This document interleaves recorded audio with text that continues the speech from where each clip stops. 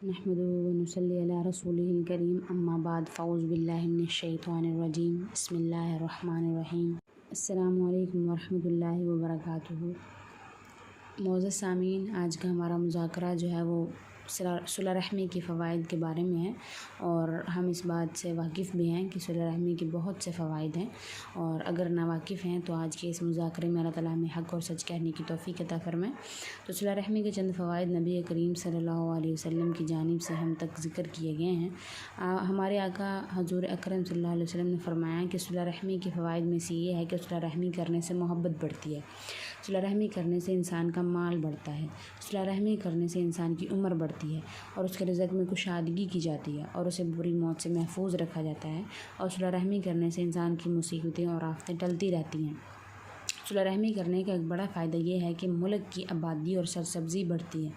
صلہ رحمی سے گناہ جو ہے وہ معاف کر دی جاتی ہیں، اور نیکیاں جو ہیں وہ بڑھا دی جاتی ہیں، اور صلہ رحمی کرنے سے انسان جنت کا مستحق بنا دیا جاتا ہے، اور صلہ رحمی کرنے سے اللہ تعالیٰ اپنا رشتہ اس بندے سے جوڑ لیتے ہیں جو لوگوں کے ساتھ صلہ رحمی کا معاملہ کرتا ہو۔ حضور کریم صلی اللہ علیہ وسلم فرماتے ہیں کہ جس قوم میں صلہ رحمی کرنے والے ہوتے ہیں تو اللہ تعالیٰ اس قوم پر اپنی رحمت کو نازل فرماتے رہتے ہیں۔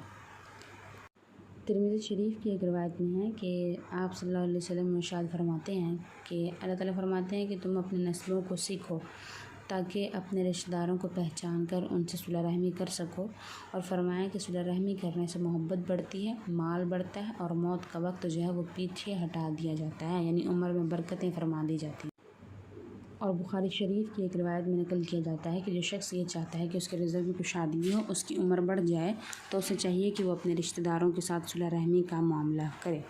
اور بخاری شریف کی ایک روایت میں نقل کیا جاتا ہے کہ رحم خدا کی رحمت کی ایک شاخ ہے، یعنی رحم اللہ تعالیٰ کی رحمت کی ایک شاخ ہے۔ اللہ تعالیٰ نے رحم سے فرما دیا ہے کہ جو تجھ سے رشتہ جوڑے گا اس سے میں بھی اپنا رشتہ ملا لوں گا، اور جو تجھ سے رشتہ توڑے گا تو اس سے میں بھی اپنا رشتہ توڑ دوں گا۔ فرمایا کہ اللہ کی رحمت اس قوم پر نازل نہیں ہوتی جس میں ایسا شخص موجود ہو جو اپنے رشتہ داروں کے رشتہ ناتوں کو توڑتا ہو۔ بخاری شریف کی ایک روایت میں ہے بغاوت اور قطع رحمی سے بڑھ کر کوئی گناہ ایسا نہیں ہے جو اس بات کا مستوجب ہو کہ اسے دنیا میں فوراً سزا دی جائے اور آخرت میں بھی اس پر عذاب نازل ہو۔ استغفر اللہ۔ فرمایا کہ جنت میں وہ شخص گھسنے کے قابل نہیں ہے جو اپنے رشتہ داروں کی رشتہ ناتوں کو توڑتا ہو۔ اور بخاری شریف میں ایک روایت نقل کی جاتی ہے کہ ہمارے آقا حضرت محمد صلی اللہ علیہ وسلم کہیں تشریف لے جا رہے تھے تو راستے میں ایک اعرابی نے آپ صلی اللہ علیہ وسلم کی اونٹنی کی نکیل پکڑ لی اور کہنے لگا کہ اے اللہ کے رسول، مجھے کوئی ایسی بات بتا دیجیے جس سے جنت ملے اور دوزخ سے میں نجات پا لوں۔ آپ نے فرمایا کہ تم اللہ کی عبادت کرو اور اس کے ساتھ کسی چیز کو شریک نہ ٹھہراؤ، نماز ادا کرو، زکوٰۃ ادا کرو، اپنے رشتہ داروں سے حسن سلوک کا معاملہ کرتے رہو۔ جب وہ چلا گیا تو آپ نے فرمایا کہ اگر یہ میرے اس حکم کی تعمیل کرے تو یہ جنتی ہے۔ نبی کریم صلی اللہ علیہ وسلم نے فرمایا کہ اللہ تعالیٰ کسی ایک قوم سے ملک کو آباد کر دیتے ہیں، یعنی کسی ایک قوم سے ملک کو آباد کرتے ہیں اور اس کو دولت مند کر دیتے ہیں، اور کبھی دشمنی کی نظر سے اس کو نہیں دیکھتے۔ صحابہ کرام نے نبی کریم صلی اللہ علیہ وسلم سے عرض کیا کہ اس قوم پر اتنی مہربانی کیوں ہوتی ہے اللہ کے رسول؟ آپ نے فرمایا کہ رشتے ناتے والوں کے ساتھ اچھا سلوک کرنے سے ان کو یہ مرتبہ ملتا ہے، یعنی جب یہ قوم اپنے رشتہ داروں کے ساتھ صلہ رحمی اور حسن سلوک کا معاملہ کرتی ہے تو اللہ تعالیٰ اس قوم کو یہ مرتبہ عطا فرماتے ہیں۔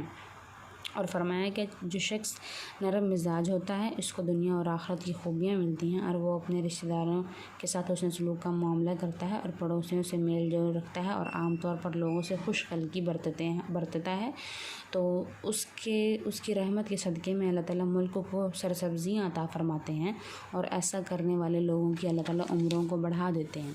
ایک شخص نے آ کر نبی کریم صلی اللہ علیہ وسلم سے عرض کیا کہ مجھ سے ایک بڑا گناہ ہو گیا ہے، تو کیا میری توبہ قبول ہو سکتی ہے؟ آپ نے پوچھا کہ کیا تمہاری والدہ زندہ ہیں؟ اس شخص نے کہا نہیں۔ فرمایا کہ کیا تمہاری خالہ زندہ ہیں؟ اس نے کہا جی ہاں۔ آپ نے فرمایا کہ تم اپنی خالہ کے ساتھ حسن سلوک کا معاملہ کرو۔ اور اسی طرح نبی کریم صلی اللہ علیہ وسلم کے دربار میں ایک بار مجمع جمع تھا۔ آپ نے فرمایا کہ جو شخص رشتہ داری کا پاس نہیں رکھتا، یعنی رشتہ داری کا لحاظ نہیں کرتا، وہ ہمارے پاس نہ بیٹھے۔ یہ سن کر ایک شخص اس مجمع سے اٹھا اور اپنی خالہ کے گھر گیا جس سے ان کے معاملات کچھ بگڑے ہوئے تھے۔ وہاں جا کر انہوں نے اپنی خالہ سے معذرت کی اور اپنے قصور کو معاف کروا لیا، پھر آ کر دوبارہ نبوت کے دربار میں بیٹھ گئے۔ تو تو اللہ تعالیٰ ہمیں ان تمام صلہ رحمیوں کے فوائد کو سامنے رکھتے ہوئے اپنے اخلاق پر غور کرتے ہوئے صلہ رحمی کا معاملہ کرنے کی توفیق عطا فرمائیں، اور اللہ تعالیٰ ہمیں اپنے قربت دار بندوں میں شمار فرمائیں۔ وآخر دعوانا الحمد للہ رب العالمین۔